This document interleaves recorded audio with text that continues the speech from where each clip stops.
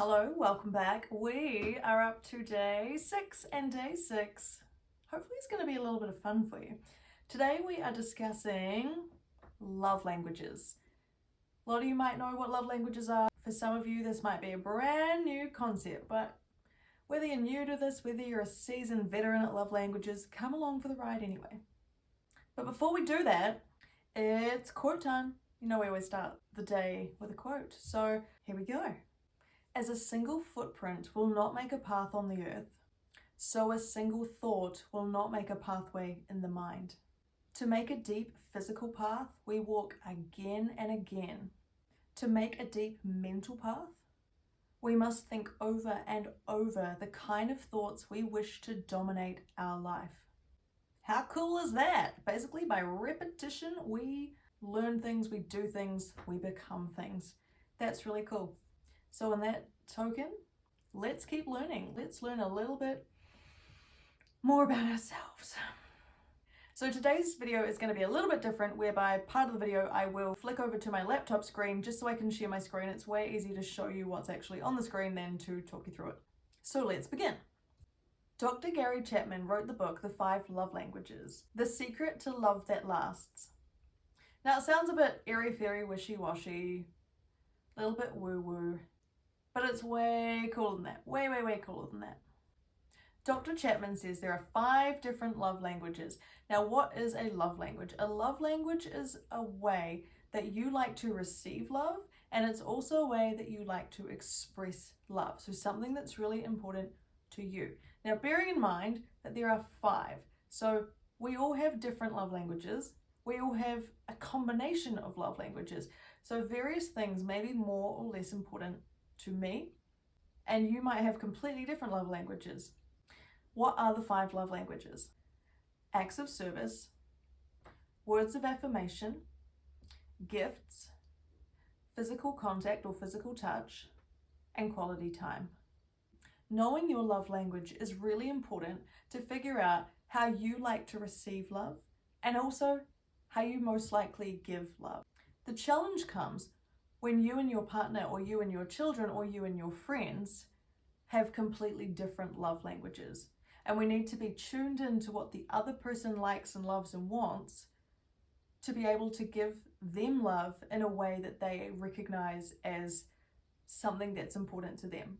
So I'm going to take you to the Love Languages website. This is where I'm going to flick over to my laptop to show you the website, and then there's a cool quiz that you can take.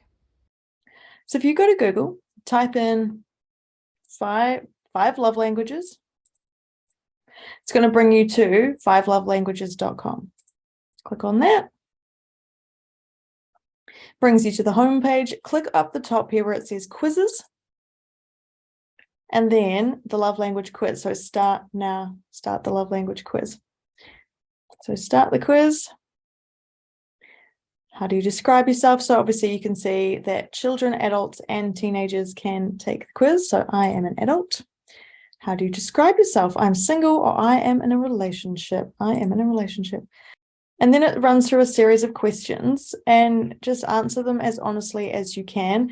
Many of the questions, sort of the same question or very similar questions, pop up time and time again. Go with it. And some of the questions you think, they're both really equally important to me. Choose the one that you think is the most important or the most meaningful to you. Let's just do a couple of practice ones, and then I'm going to skip to the end really quickly. I receive a loving note, text, email for no special reason from my loved one, or my partner and I hug. Probably that one. It's more meaningful to me when I can spend alone time with my partner, just the 2 of us. My partner does something practical to help me out. Oh, that's tough. Which one? Probably the practical one. It's more meaningful to me when my partner gives me a little gift as a token of our love for each other, or I get to spend uninterrupted leisure time with my partner. Definitely the leisure time. So you kind of get the gist. Just answer the questions as they come through. Everyone's going to have a completely different things that are important to them. So I'm just going to click all the ones on the right I'm not going to let you read them all. Not going to let you read them all. This way you can do your own. So we've answered all the questions, and then we get our primary love language. This is the results of the quiz. So in this, obviously this was just a wee bogus test that we did. The top says words of affirmation. That is the most important way that we like to give and receive love. Next down the list, physical touch, quality time, receiving gifts, and then acts of service. Now, this does not represent me at all. If it represents you, that's really cool, but this is not how I like to receive love. So I'm just going to flick tabs because I've done this quiz already. Here are the results of my actual quiz. So my primary love language is quality time. As you can see, 37% of the quiz was quality time, closely followed by acts of service, then words of affirmation, that's kind of a half and half, and then of quite little importance is physical touch and receiving gifts. So if you do this quiz and then get your partner to do the quiz or get your children to do the quiz, then you can all see what your primary love language is. Sometimes the primary love language is very close to the second in line love language. So for me, acts of service and quality time are nearly equally important. So take a few moments to do the quiz for yourself, get your kids to do it, get your partner to do it, find out what your love language is. Now, if you and your partner have the same love language, then that is awesome. That's great. You guys can really easily express your love to each other in a way that is meaningful to the other person, and also receive love in a way that's really meaningful to you. But if you have different love languages, which most of us will have a different combination, if you click over on the resources page, and you can scroll down to the gift guide. Now, this is kind of cute. So if you click on the gift guide, you will see that each of the love languages, all 5 of them here, if you click on them, will tell you tips and hints and tricks of ways that that person likes to be loved. So let's just go to quality time. That's my number 1 love language. Let's say that your number 1 love language was not quality time, and you were like, I'd like to do something for Heidi that makes her feel really special. So if you went to the quality time tab, you could look at these ideas for some examples. My scrolling is not very good right now. Love song couples getaway, a date jar, an excursion, home camping, air travel, 5 love languages inspired. So if you want more details on any of these, and just bearing in mind that these are only suggestions, you can come up with like a million other or better ways to show someone that you love them. Let's click on home camping, because I actually did this really recently with my nephews and nieces. Their parents were going away, so their grandma and myself and my husband, we babysat them for the weekend, and we set up tents inside, and we did a whole bunch of camping things, and they loved it. I loved it. Felt very special, very loved. And then I came and did this quiz, and I thought, oh my gosh, that's so typically me. I just thought everyone would appreciate it. So maybe they didn't appreciate it as much as I did, but I really enjoyed it.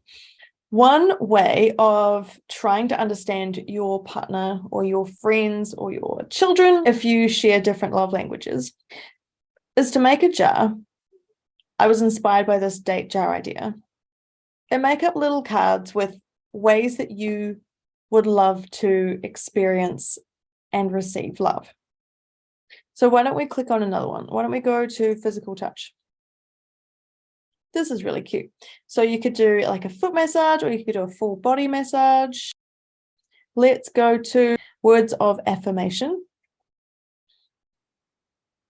If you remember back to day 4, we discussed leaving little notes in somebody's lunchbox or on their desk about ways that you're grateful for them.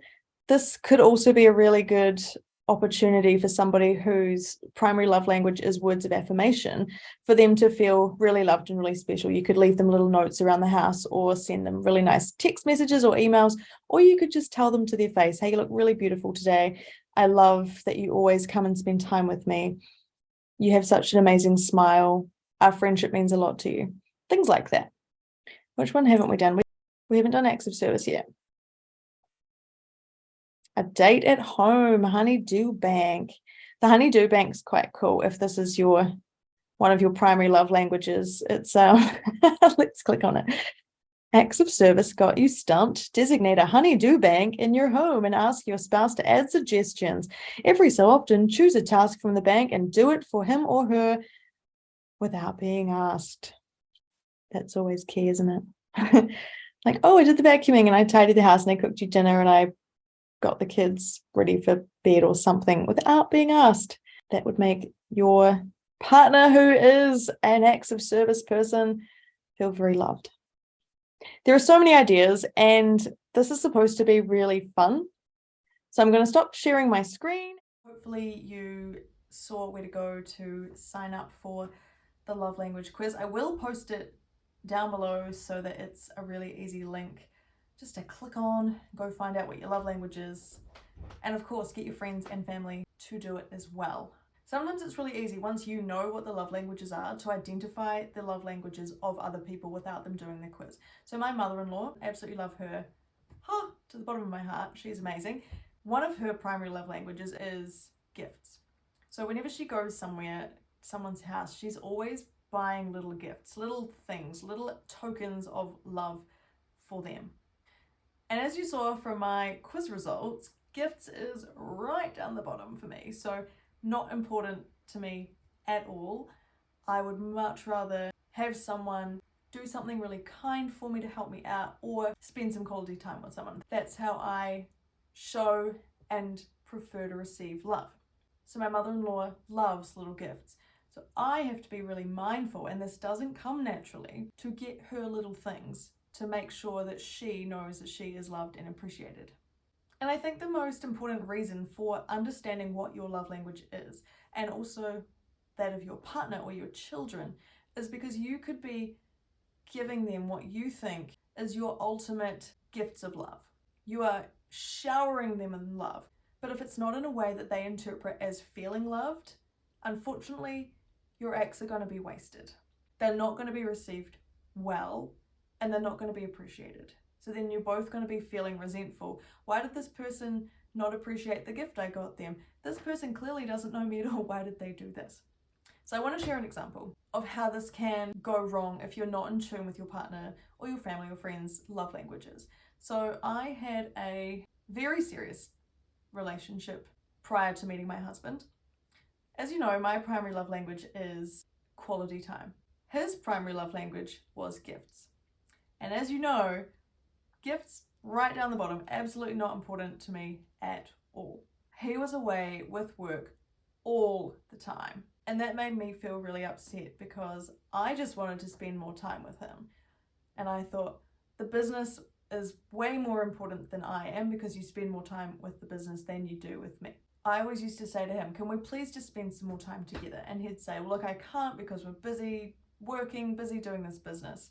And so to make it up to me, he used to buy me things. So I'd be constantly receiving little gifts in the mail, little packages. Oh, did you receive this gift that I got you? And so I would get all these things and go, oh, cool, you brought me something. But that's not what I want. What I want is to spend time with you. And because gifts was his number one love language, he couldn't understand why I didn't appreciate the gifts. But then on the flip side, because gifts aren't important to me, I never bought him anything. So he probably felt very unloved. So in the love language game, we were very mismatched on our love languages. Ultimately, it didn't work out, and I'm in a much better place now because our love languages are much more evenly matched. Not to say that just because you have opposing love languages does not mean that you can't meet in the middle and make the other person feel really loved, but it's easier when they do match. So when you know somebody's love language, it can actually make giving way easier. So if you know that someone isn't into gifts, and say it's Christmas time or their birthday, maybe going to the store and thinking, what the heck can I buy this person, isn't the track that we should be going down. What is their primary love language, and can we do something for them that would honor that part of them that isn't necessarily a physical gift? Let's say that their number one love language was acts of service, and you know that this person has 3 children. Maybe writing them a beautiful card or a beautiful voucher to say, please use this voucher whenever you need to. I will babysit the children and come and do some housework for you, to show them that you really put some thought into what they would like. I'm sure we've all received gifts that we've gone, that's definitely not a me gift, but it's a you gift, referring to the person that got you the gift. And remember that when we experience love, love is a feeling. So how do we feel when we experience love? And how do we want others to feel when they experience love? And we want them to feel just as good as we do when we experience love. So if we can make sure that the way that we love them is a way that they can receive and understand love, then I think we're on the right track to living more healthy, loving, wonderful, abundant, exciting lives. So go and take the quiz. Get everyone in your office, get everyone in your family to go to take the quiz, learn about each other's love languages, work out a bunch of ways that you can gift and give and share and love so that we can spread more love in the world. Thank you so much for watching. Again, it's been a pleasure. I'll see you tomorrow for day 7.